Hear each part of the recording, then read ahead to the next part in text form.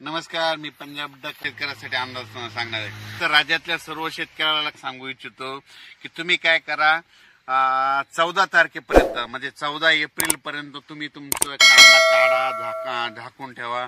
त्याच्यानंतर हळदी देखील आता उद्यापासून शिजवायला काही हरकत नाही, पण 14 तारखेला मात्र झाकून ठेवा, कारण की राज्यामध्ये आता याच्यानंतर 14, 15, 16 एप्रिल दरम्यान परत एकदा असंच वातावरण खराब होणार आहे।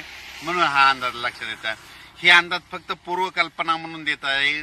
मात्र उन्हाचा पारा मात्र 42 अंशापर्यंत 42-43 पर्यंत जाणार आहे, म्हणून हे अंदाज लक्षात घ्यायचा।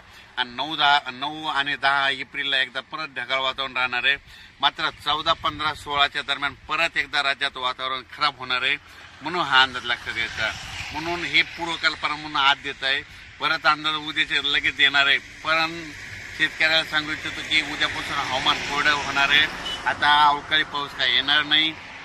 फक्त सांगायचं झालं तर म्हणजे कर्नाटक आणि आंध्र प्रदेशमध्ये सध्या म्हणजे यानंतर मध्ये 5-6-7च्या नंतर 5-6-7 एप्रिलला पाऊस पडणार आहे। त्याच्यामुळे काय होईल, आंध्र प्रदेश, तामिळनाडू, कर्नाटकच्या सीमालगतचे जे भाग आहेत समजा आपले महाराष्ट्रातले, मग त्याच्यामध्ये येईल उदगीर, लातूर, सोलापूर, त्याच्यानंतर जत, सांगली, कोल्हापूर ह्या पट्ट्यात मात्र थोडं वातावरण थोडं खराबच राहणार।